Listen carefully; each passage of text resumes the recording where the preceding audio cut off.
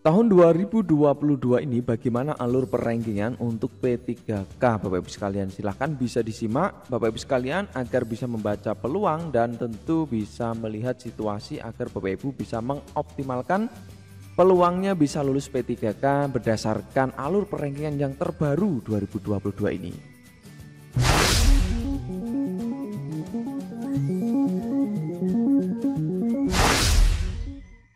Assalamualaikum warahmatullahi wabarakatuh. Jumpa lagi dengan Schoolpedia, sahabat sekolah Anda di sini, Bapak Ibu sekalian. Kembali di sini kami akan memberikan informasi penting bagi Bapak Ibu sekalian, tentu berkaitan dengan alur perrankingan terbaru Bapak Ibu sekalian ya 2022 ini. Siap-siap Bapak Ibu sekalian karena akan segera dirilis nanti untuk pendaftaran P3K 2022 ini. Baik, untuk perrankingan P3K 2022 ini Bapak Ibu sekalian harus pahami terlebih dahulu prioritas-prioritas yang resmi didapati untuk tahun 2022 ini.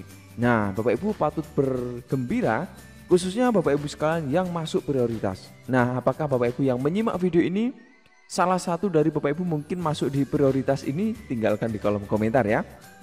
Barangkali kami nanti bisa turut membantu Bapak Ibu sekalian ya. Nah, untuk prioritas ini Bapak Ibu sekalian ada 3 prioritas. Prioritas 1 secara umum yang telah lulus passing grade itu menjadi prioritas 1. Baik tenaga honor K2, non ASN yang sudah passing grade, kemudian lulusan PPG dan juga guru swasta itu sudah lulus passing grade, itu prioritas 1 Bapak Ibu sekalian ya. Nah, yang berikut Bapak Ibu sekalian prioritas 2 ini adalah guru K2 atau honor K2. Ya, ini Bapak Ibu sekalian ya. Yang mana di sini sama-sama tenaga honor K2, ini juga tenaga honor K2. Bedanya yang prioritas 1 ini adalah yang memenuhi nilai ambang batas ya. Kalau prioritas 2 ini kita lihat di sini tidak ada istilah belum memenuhi ambang batas. Jadi ini semacam keistimewaan tersendiri bagi Bapak Ibu honor K2. Tentu menjadi prioritas yang kedua ya.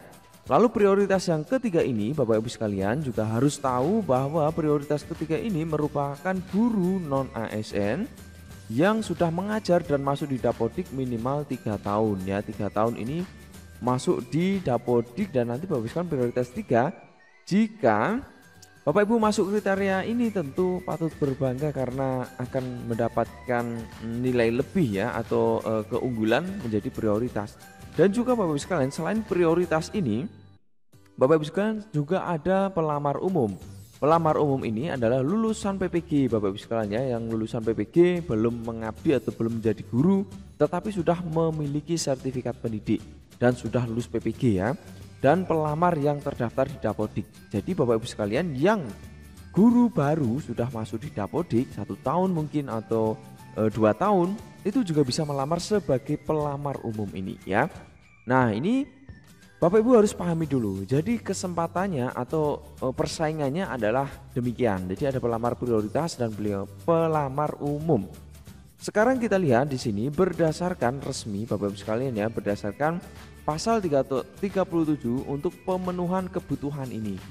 Pasal 37 ini dijelaskan pemenuhan kebutuhan ini jelas didahulukan untuk pelamar prioritas 1 Bapak Ibu sekalian. Jadi Bapak Ibu sekalian yang telah lulus passing grade sesuai dengan informasi di sini prioritas 1 ini ya.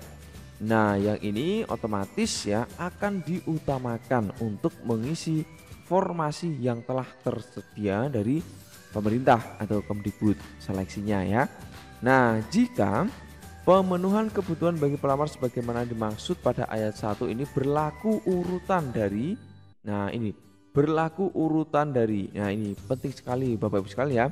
Urutan dari pertama adalah tenaga honor K2 yang lulus passing grade ya.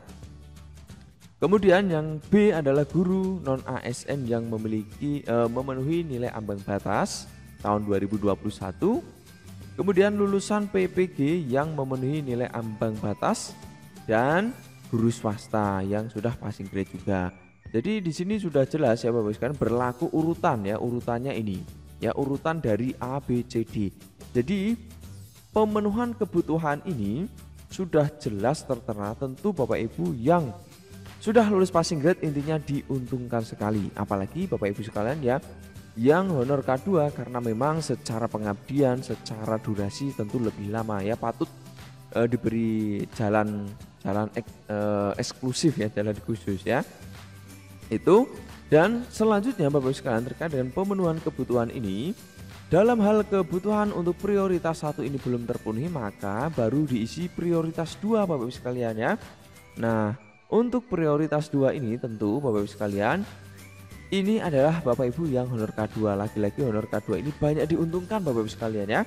Yang berikut Bapak Ibu sekalian, jika terjadi lagi misalkan kondisi dalam hal kebutuhan pelamar itu belum terisi juga, maka baru turun ke pelamar prioritas yang ketiga, yaitu guru non ASN di sekolah negeri yang terdaftar di Dapodik dan memiliki masa kerja paling rendah 3 tahun.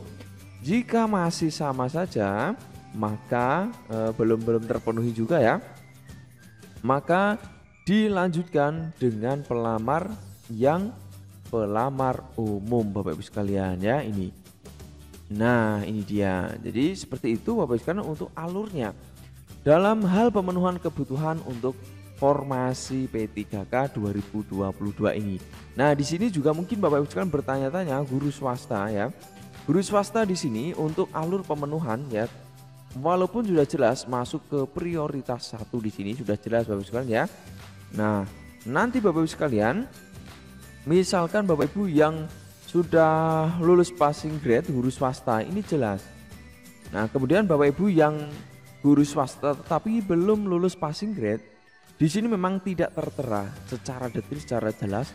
Hanya di sini yang tertera adalah untuk prioritas ketiga, yaitu yang sudah mengabdi di sekolah negeri Bapak Ibu sekalian ya, besar kemungkinan. Atau sementara ini perlu kami sampaikan bahwa Bapak Ibu yang guru swasta belum bisa untuk mengikuti, atau yang belum passing grade belum bisa masuk ke prioritas ini. Sudah jelas di sini Bapak Ibu sekalian ya.